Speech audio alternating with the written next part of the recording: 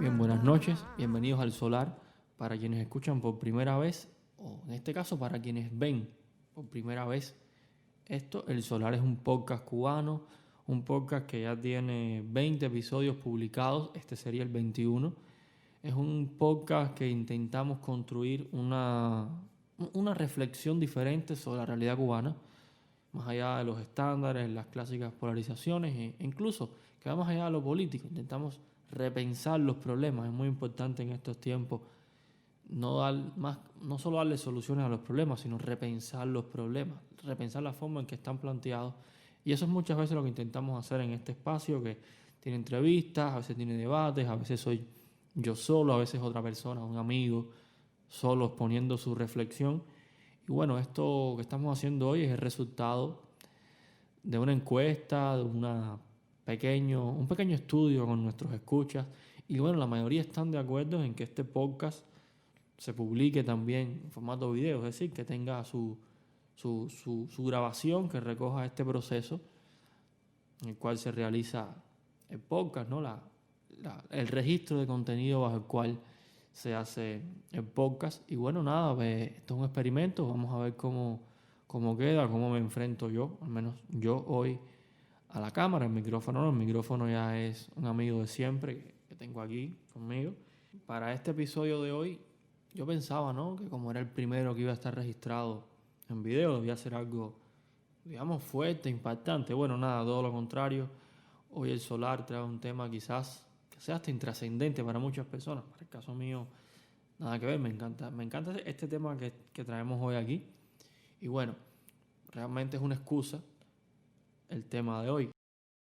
Hace apenas unos días se publicó en el periódico Gramma un artículo cuyo autor su nombre es Ernesto Esteves Ranz, es un físico, un investigador cubano.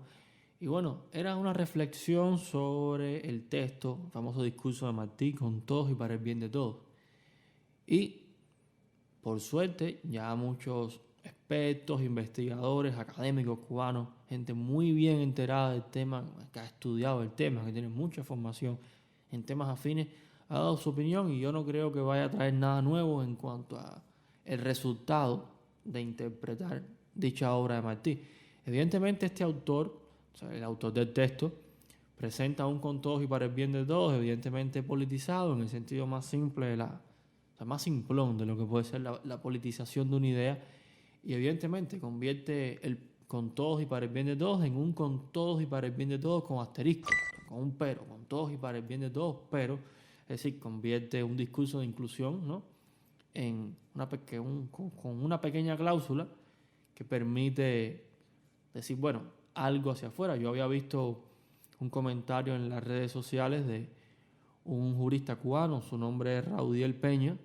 Raudiel hablaba, ¿no?, irónicamente, o sea, un tono un poco choteando con la idea, porque bueno, hay que refrescar, ¿no?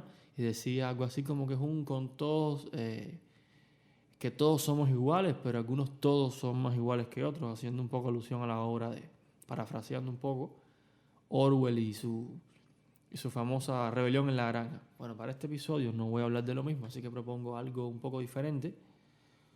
Propongo ir bordeando el tema con algunas herramientas que nos ayuden a pensar el tema e incluso ir un poquitico más allá con otro enfoque. Entonces la excusa es esta, pero de lo que vamos a hablar en este episodio no es otra cosa que la metafísica.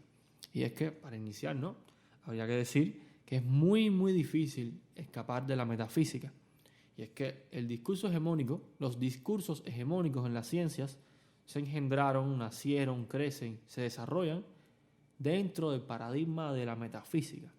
Y es que el individuo metafísico, a decir de Copleston, un historiador de la filosofía muy conocido, a decir de él, el individuo metafísico supone que tiene sentido buscar la razón o la causa de los fenómenos. Este es un rasgo que tanto la dialéctica, hablamos del caso de Hegel, como la corriente postestructuralista, como la filosofía analítica, cuestionaron. Si esta idea de el sentido de buscar la causa a los fenómenos es una idea que esas tres corrientes cuestionaron, y que evidentemente todo ese debate trasciende este pequeño episodio.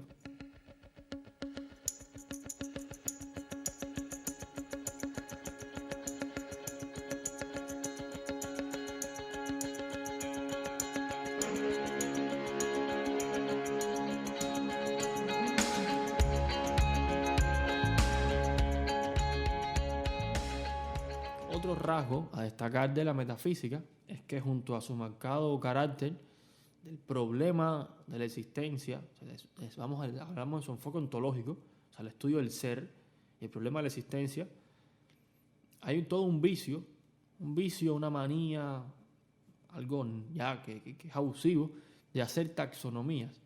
Y es que si hubiera que buscarle una terminología en el discurso actual de la ciencia para hacer referencia a la metafísica, yo diría que es la ciencia cuya cosmovisión tiene como fundamento la taxonomía. Si hablamos del ejercicio clasificatorio, la metafísica necesita todo el tiempo decir qué es cada cosa. Esto es aquello, esto es lo otro, qué es cada cosa.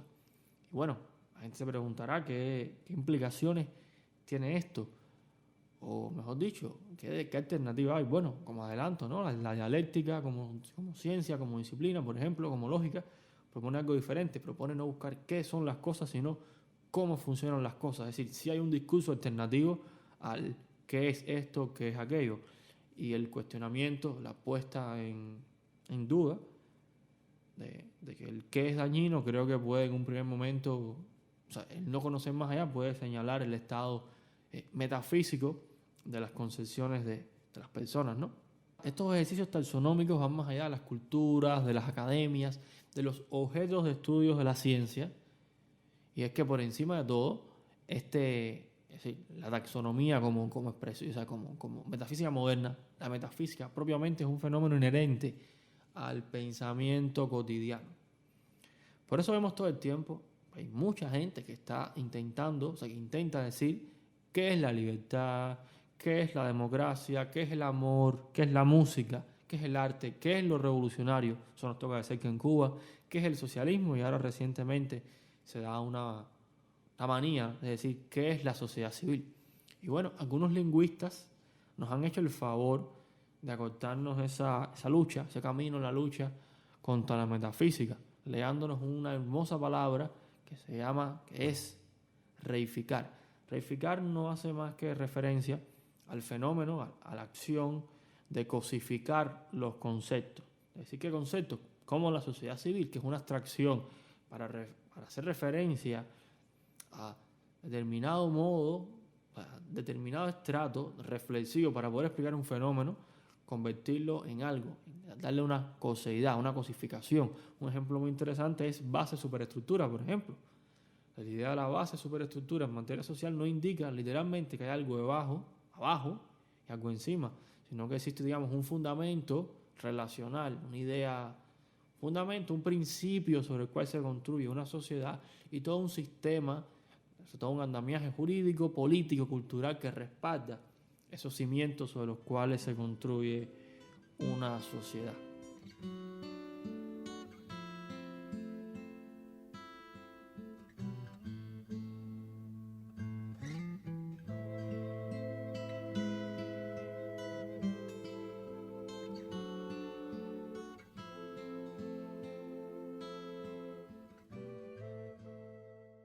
Pero lo interesante de la metafísica, visto desde algún punto de vista, digamos, sociológico, es que es una palabra harto repetida. La palabra metafísica se emplea en vano. Y a la par que está presente, es decir, se emplea a la par que está todo el tiempo presente en el pensamiento de muchas personas, y es que llega a convertirse su uso casi en un sectarismo. Y bueno, como todo sectarismo, no es consciente de su propia condición. Aquellas personas que dogmáticamente practican la metafísica y no se dan cuenta de eso. Y es que la metafísica es tan difícil de darse cuenta que se institucionaliza, se invisibiliza a la par que sea su institucionalización como una enfermedad crónica y asintomática. Y además es un modo de pensar que funciona casi como una especie de automatismo psíquico. Habíamos mencionado al inicio que es algo inherente al pensamiento humano, la metafísica, evidentemente, es algo que se enquista y no se nota. Es decir, esto todo puede sonar por un momento un poco extraño, y es eso, es que la metafísica conduce a buscar lo qué, o sea, qué es esto, qué es aquello, a estar todo el tiempo haciendo la taxonomía, la clasificación, lejos de estudiar muchas veces, de conducirte a estudiar los procesos, cómo funcionan los procesos, te conduce a dividir por partes y a decir qué es cada parte y a caracterizar cada parte. Eso Eso puede ser muy dañino. Y así, o sea, con la metafísica podemos ir a la obra de Martí. Martí evidentemente no era un hegeliano, ni menos un jugador a toda esa, digamos, cacharrera, que es la jerga de la filosofía continental. O sea, no jugaba a eso, pero sí era un hombre de pensamiento, que no es lo mismo que saber filosofía, pero casi que es un poco mejor ser un hombre de pensamiento. O es lo mismo que saber filosofía y un poquitico mejor. Es un poco, ahí hay un rejuego, donde lo que está por medio es simplemente la terminología propia de la metafísica. Entonces, si ese Martí que era un hombre de pensamiento, se le impone una clave de cosmovisión taxonómica moderna, o sea, la metafísica propiamente, creo que tenemos un problema. Como hemos hablado, el individuo metafísico necesita todo el tiempo hacer taxonomías. Por eso, ante un con todos y para el bien de todos, no tiene otra opción.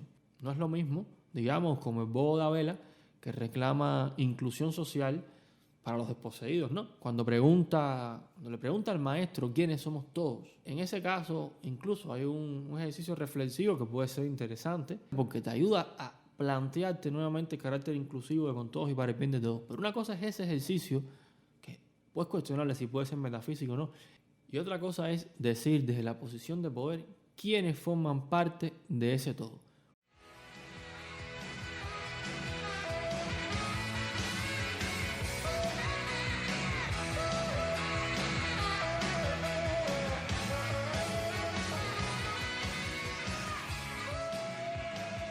Como buen científico, taxonomista, recordemos que el taxonomista es un científico en los estándares modernos.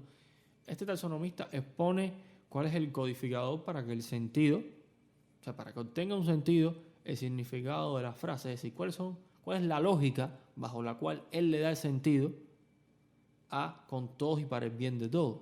Evidentemente, en este ejercicio, utilizando aquella idea Foucaultiana de la tríada poder, discurso y saber, esa semantización, ese significado que se le va a dar con todos y para el bien de todos, en manos de los taxonomistas, para el caso cubano específico, y el artículo que estamos mencionando, evidentemente va a ser en provecho de los que ejercen el poder político. Es decir, hablamos de poder, discurso y saber. O sea, ese discurso que genera el poder va a generar un conocimiento y va a ser en beneficio de ese poder, resumido a grandes rasgos. Si no importa aquí al metafísico cómo es la república, que es la idea que está detrás en Martí. O sea, Martí está planteando un cómo. O sea, ¿cómo va a ser la república? ¿Va a ser una república con todos y para el bien de todos?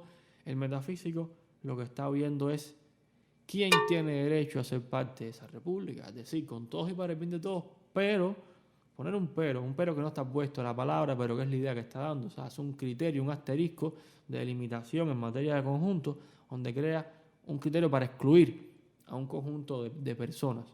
Y bueno, es lamentable ver cómo un texto hermoso de Martí y un hecho político que encierra el fundamento de una sociedad más justa, hablamos del pronunciamiento del discurso, que plantea al enemigo como el que atenta contra una lógica de inclusión y no contra el signo de una estructura política, sino contra un gobierno específicamente. Es decir, el enemigo de ese con todos y para el bien de todos es el excluyente, es el intolerante, el irrespetuoso. Ese es el verdadero enemigo. No lo está utilizando para validar un signo político, la coloración de una estructura política. Y además que ese pensamiento de Martí es extremadamente novedoso para su tiempo. De hecho, su uso, sin citar a Martí, a lo mejor sin estudiar a Martí, hizo popular a más de un pensador en el siglo XX. Si revisamos la obra de Paulo Freire, encontraremos todo el tiempo esta idea de que no es importante tanto la base ideológica, el color ideológico, como la base inclusiva de esa ideología. Esa idea está presente en la obra de Paulo Freire, porque el objetivo es construir inclusión, y eso está ya presente en ese Martí, en un discurso del siglo XIX. Tanto que algunos especialistas, cito ahora a Julio César Guanche, habla, por ejemplo, de cómo Martí es, digamos, un gran pilar del republicanismo democrático. Es lamentable cómo este discurso de Martí, tan valioso, y que es valioso sobre todo por la inclusión que está planteando, termine por convertirse en todo lo contrario desde el punto de vista lógico. Es decir, un criterio de cómo va a ser la república termine por decir quiénes van a ser esos todos que pueden estar incluidos.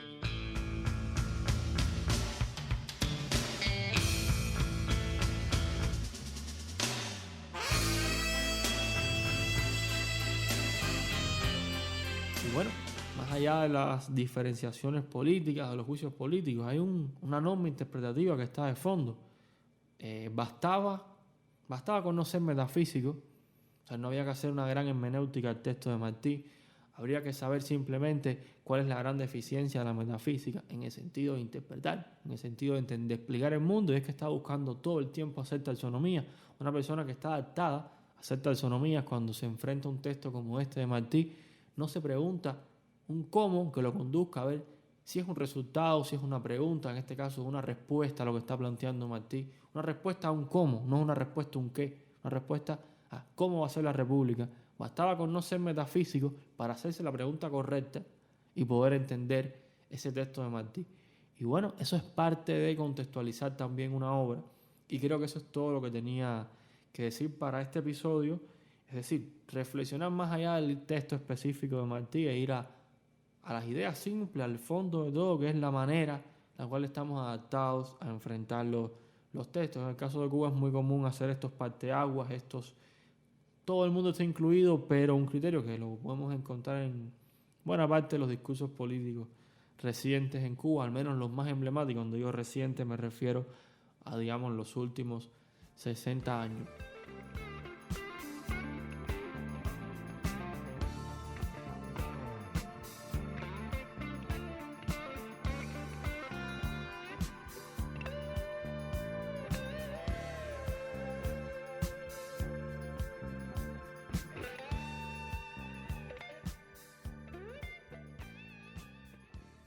Y este ha sido el episodio de hoy, algo breve, incluso puedo haber estado un poco tenso con el tema de la cámara, estoy adaptado a los micrófonos, las cámaras no tanto.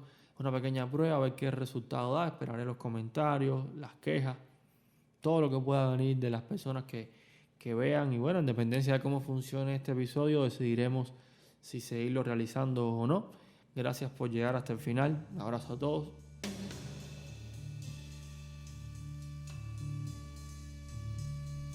This is the end, beautiful friend. This is the end, my only friend. The end. It hurts to set you free, but you're